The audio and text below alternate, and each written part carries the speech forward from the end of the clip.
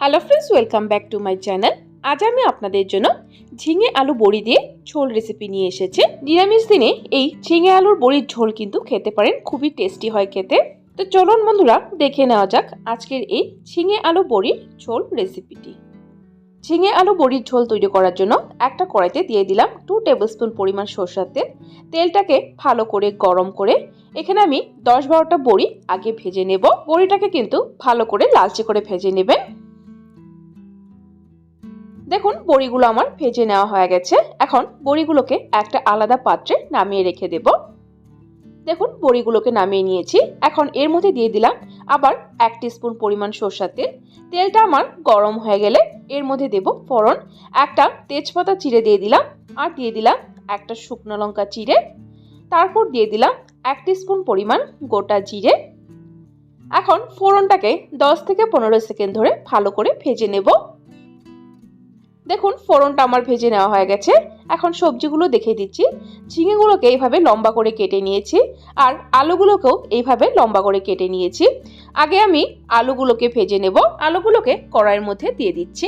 আলুগুলো আগে ভেজে নিলে ভালো হয়, কারণ ঝিঙেটা দেওয়ার পরে কিন্তু ঝিঙের থেকে অনেকটাই জল বেরিয়ে যায় আর ভাজা হয় না। এর জন্য আলুটাকে আগে একটু ভেজে নেবেন লালচে করে। দেখুন, আলুগুলো আমার ভেজে নেওয়া হয়ে গেছে। এখন এর মধ্যে দেব কেটে রাখা ঝিঙেগুলো। দেখুন বন্ধুরা, ঝিঙেগুলোকে দিয়ে দিয়েছি। এখন আলুর সাথে ভালো করে মিক্স করে নেব। এর মধ্যে দিয়ে দিব স্বাদ মতো নুন, আর দিয়ে দিব অল্প পরিমাণ হলুদ গুঁড়ো। আগে অল্প পরিমাণ দিচ্ছি, পরে আমি আবার ইউজ করব। আর দিয়ে দিলাম এখানে একটা বড় সাইজের টমেটো, এইভাবে টুকরো করে। এখন সবগুলো একসাথে মিক্স করে নেড়ে চেড়ে তারপর আমি ঢাকা দিয়ে দেব।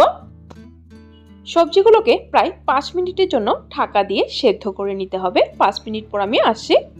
ঠিক 5 মিনিট পর আমি ঢাকনাটা তুলে দিচ্ছি। দেখুন, ঝিঙে থেকে কিন্তু অনেকটাই জল বেরিয়ে গেছে।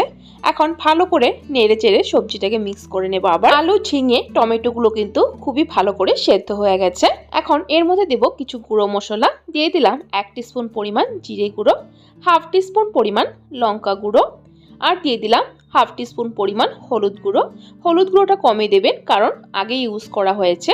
এখন ভালো করে কষিয়ে নিতে হবে মশলাটাকে সবজিগুলোর সাথে। এখানে আমি 2টো কাঁচা লঙ্কাও একসাথে দিয়ে দিলাম। ঝাল আর নুনটা কিন্তু আপনাদের স্বাদ অনুযায়ী দেবেন।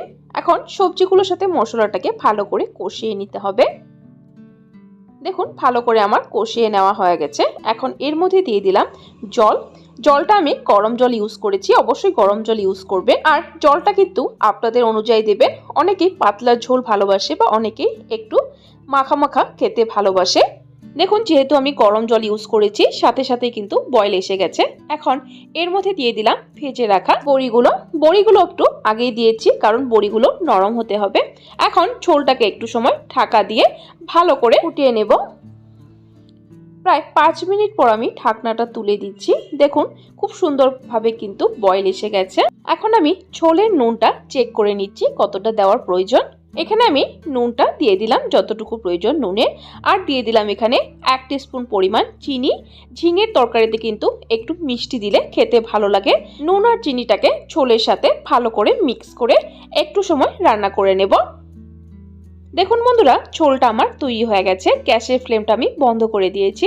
এখন একটা আলাদা পাত্রে ঝোলটাকে গরম গরম সার্ভ করে নেব। গরম গরম ভাতের সাথে এই ঝিঙে আলুর বড়ির ঝোল কিন্তু খেতে অসাধারণ লাগে। একবার এইভাবে ট্রাই করে দেখবেন, আর আমাকে কমেন্ট বক্সে জানাবেন কেমন লেগেছে খেয়ে। আর যদি বন্ধুরা ট্রাই করার পর আজকের এই রেসিপিটি আপনাদের ভালো লেগে থাকে, তাহলে একটা লাইক অবশ্যই দিয়ে দিবেন। আর আমার চ্যানেলে নতুন হয়ে থাকলে চ্যানেলটাকে সাবস্ক্রাইব করার জন্য অনুরোধ রইল। সাবস্ক্রাইব করে পাশে থাকা বেল আইকনটা প্রেস করে অল করে দেবে, তাহলে আমার চ্যানেলে যখনই নতুন কোনো ভিডিও আসবে নোটিফিকেশন আপনাদের কাছে পৌঁছে যাবে। আর ভিডিওটি সম্পূর্ণ দেখার জন্য অসংখ্য ধন্যবাদ।